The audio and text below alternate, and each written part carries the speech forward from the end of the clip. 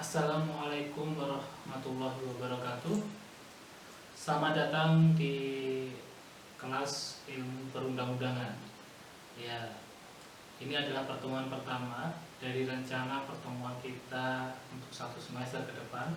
Ada 14 kali pertemuan dengan jumlah maksimal 16 kali pertemuan. Hari ini kita akan membahas tentang hal mendasar atau pokok-pokok mendasar terkait dengan ilmu perundang-undangan. Ya.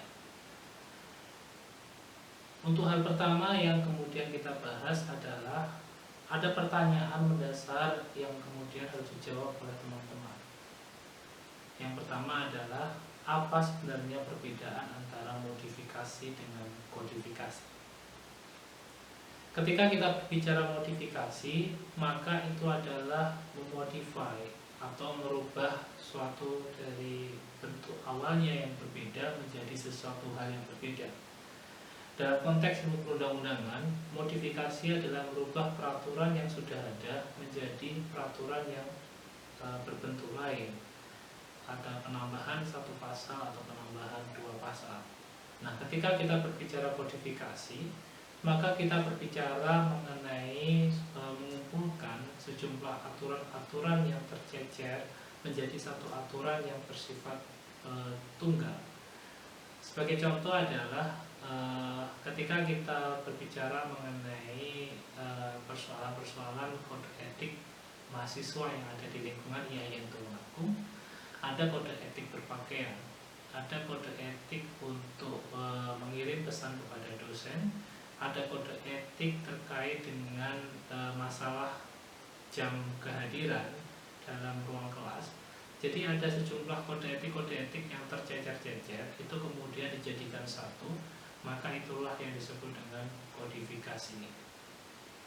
Nah, ketika kita berbicara mengenai ilmu perundang-undangan, kita sebenarnya sedang berbicara tentang dua sistem hukum yang berbeda. Bagi teman-teman yang kemudian sudah mengambil mata kuliah ilmu hukum atau ilmu negara, pasti memahami bahwa sistem hukum yang ada di dunia bisa dibagi menjadi dua macam. Yang pertama adalah sistem hukum civil law, yang kedua adalah sistem hukum common law. Sistem hukum common law lebih menitik beratkan terkait pada preseden atau jurisprudensi dari putusan-putusan hakim terdahulu yang kemudian menjadi rujukan bagi hakim dalam mengambil sebuah putusan. Jadi hakim menggali nilai-nilai yang ada dalam suatu negara, itu kemudian dia menjadikan itu sebagai rujukan dalam mengambil putusan untuk mengadili perkara-perkara tertentu. Nah, berbeda dengan sistem hukum civil law, sistem hukum civil law lebih menitik beratkan pada regulasi atau peraturan perundang-undangan yang telah dibuat oleh pemerintah dan juga lembaga legislasi atau lembaga legislatif. Oleh karena itulah kemudian dalam konteks sistem hukum civil law, peraturan menjadi sesuatu hal yang sangat penting. Kenapa? Karena pada dasarnya nantinya semua masyarakat mau tidak mau, suka tidak suka, harus mentaati peraturan yang telah dibentuk oleh pembentuk undang-undang. Nah, jadi kalau seumpama peraturan melegalkan pembunuhan, ya bisa saja kemudian itu disahkan dan itu kemudian menjadi suatu hal yang benar dalam sistem hukum di negara-negara tersebut yang telah melegalkan pembunuhan. Itu sebagai contoh. Saya contohkan di negara-negara negara Italia contohnya ya. Negara Italia yang menganut civil law, dia melegalkan ganja yang itu tidak menjadi masalah. Kenapa? Karena memang pemerintah telah melegalkan ganja di negara tersebut. Yang berbeda dengan Indonesia yang melarang ganja. Jadi sistem hukum civil law lebih menitik beratkan pada regulasi yang dibuat oleh pembentuk undang-undang. Nah, karena itulah kemudian ilmu perundang-undangan muncul sebagai sebuah kajian bagaimana kemudian membuat suatu regulasi yang baik, taat secara prosedur formil dan juga baik secara substansi materi. Nah, ketika kita berbicara tentang ilmu perundang-undangan, pada dasarnya kemudian ada dua macam ya, dua macam kajian yang membahas tentang perundang-undangan.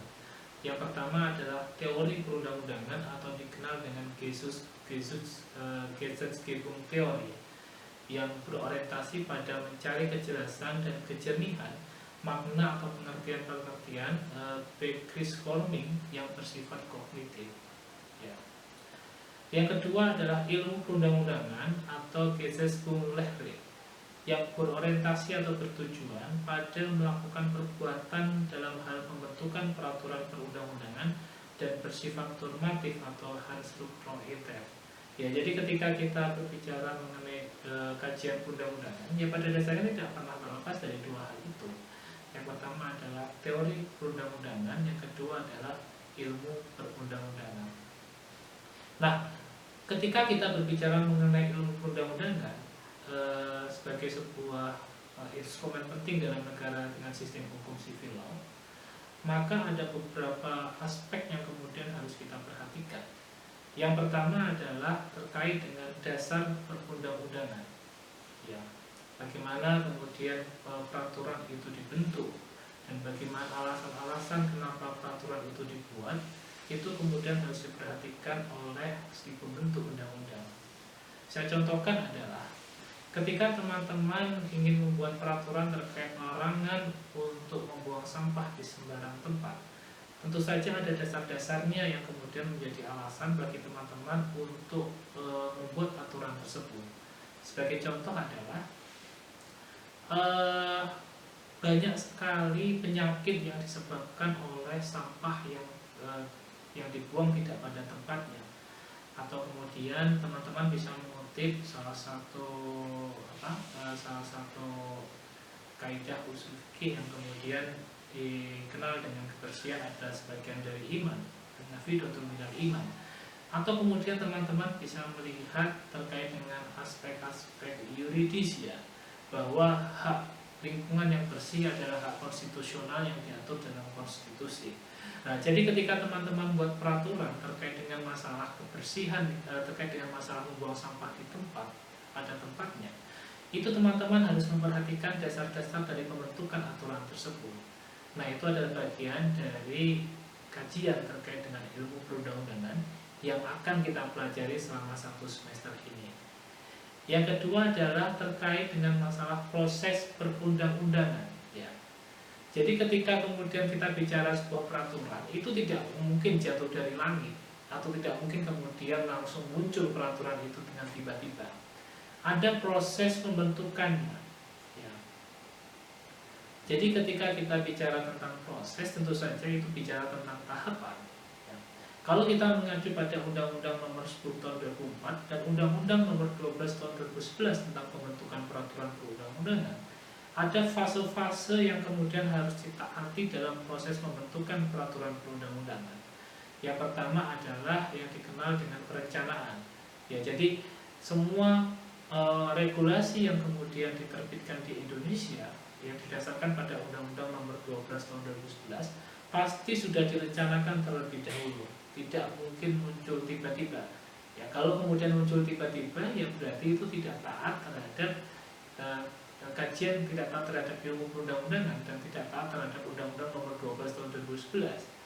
Jadi yang pertama adalah perencanaan. Dalam konteks undang-undang itu ditampilkan dalam prolegnas atau program legislasi nasional. Jadi teman-teman bisa mengakses situs DPR untuk melihat sebenarnya program legislasi nasional selama pada tahun 2019 sampai 2024 itu apa saja, dan nanti kemudian dibuat program legislasi nasional prioritas yang dicantumkan setiap tahun ya. Jadi 2019 apa, 2020 apa, sampai tahun 2024. Nah, jadi setelah tahapan perencanaan itu ada tahapan penyusunan ya. Nah, jadi bagaimana sih sebenarnya menyusun rancangan itu seperti apa gitu. Jadi setelah direncanakan, dibuat prolegnasnya, dibuat naskah akademiknya, kemudian disusun rancangan undang-undangnya. Ya, jadi sebenarnya pasal 1 itu ngomong tentang apa, pasal 2 ngomong tentang apa, pasal 3 sampai pasal sekian apa yang disampaikan, ada sanksinya atau tidak dalam peraturan tersebut, bagaimana ketentuan penutup dan aturan peralihannya, itu kemudian disampaikan dalam fase penyusunan. Ya. Yang ketiga adalah fase pembahasan. Ya. Setelah direncanakan, sudah kemudian ada naskah akademiknya, kemudian dia disusun rancangan undang-undangnya oleh Direktorat Jenderal Peraturan Undang-undangan, kemudian dibahas bersama-sama antara pemerintah dan DPR. Ya. Karena mengacu pada pasal 20 ayat 1 Undang-Undang Dasar 1945, ya yang menyusun undang-undang, yang membahas undang-undang itu ya pemerintah dan DPR, ya, bukan kemudian lembaga yang lain. Ya, jadi ketika pemerintah dan DPR sudah membahas bersama-sama, maka kemudian rancangan undang-undang itu disahkan dan terakhir adalah diundangkan. Jadi tahapan proses pembentukan undang-undang mulai dari perencanaan, kemudian penyusunan, kemudian pembahasan, pengesahan, dan terakhir adalah pengundangan. Ini adalah rangkaian proses pembentukan undang-undang yang diatur dalam Undang-Undang Nomor 12 Tahun 2011 tentang pembentukan peraturan perundang-undangan. Ya, jadi itu salah satu hal yang kemudian akan kita pelajari selama 1 semester ini. Yang ketiga adalah terkait dengan metode perundang-undangan, ya. Ya, metodenya ada yang kemudian dengan pengesahan, ada juga kemudian dengan penetapan. Itu fase yang keempat tadi yang saya sampaikan dalam proses pembentukan undang-undang. Jadi ada metode penetapan, ada metode pengesahan. Pengesahan itu ketika kemudian itu dibicarakan bersama antara pemerintah dan DPR. Ya, jadi ketika dibicarakan bersama kemudian disahkan oleh pemerintah, itu kemudian dikenal dengan metode pengesahan. Tapi apa itu penetapan? Penetapan ketika kemudian itu disahkan, ya tinggal ditetapkan saja oleh lembaga legislatif. Sebagai contohnya adalah Perpu, Peraturan Pemerintah Pengganti Undang-Undang. Peraturan Pemerintah Pengganti Undang-Undang yang disahkan oleh Presiden ketika kemudian Perpu itu dimunculkan pertama kali oleh Presiden. Tapi Perpu itu belum kemudian jadi undang-undang, butuh penetapan oleh DPR. Ya, ketika kemudian sudah ditetapkan oleh DPR, maka Perpu tersebut secara sah berubah namanya menjadi undang-undang. Oleh karena itulah, kalau mengacu pada konteks era awal-awal kemerdekaan, tidak dikenal dengan namanya Perpu, yang dikenal adalah undang-undang darurat atau emergency law. Ya, jadi pemerintah punya kewenangan untuk membuat undang-undang ketika dalam kondisi genting, tapi undang-undang darurat tersebut harus kemudian dibawa ke DPR untuk ditetapkan sebagai undang-undangnya. Jadi dia masih undang-undang darurat, belum menjadi undang-undang yang resmi sebagaimana yang diatur dalam konstitusi. Nah, selanjutnya adalah terkait dengan teknik perundang-undangan, ya. Jadi teknik penyusunan ini salah satu hal yang sifatnya sangat teknis, ya. Jadi itu nanti akan kita bahas secara lebih mendetail dalam mata kuliah ini, karena kita masih bertemu dengan secara online ini, secara daring, sebanyak 14 kali pertemuan. Jadi santai saja, tidak usah terburu-buru. Selanjutnya adalah terkait dengan istilah-istilah dalam peristilahan, ya, terkait dengan masalah perundang-undangan.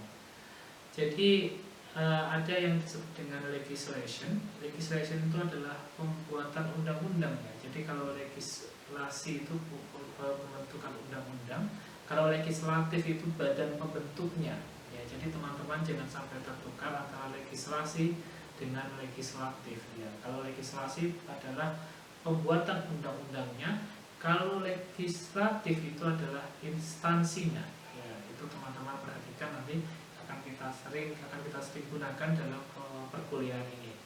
Yang kedua adalah Wetgeving atau membentuk undang-undang, dan kemudian Gesetzgebung dalam bahasa Jerman, dia adalah perundang-undangan. Oke, mungkin cukup untuk sekian terlebih dahulu. Nanti kalau ada pertanyaan bisa disampaikan melalui WhatsApp grup atau melalui komen YouTube.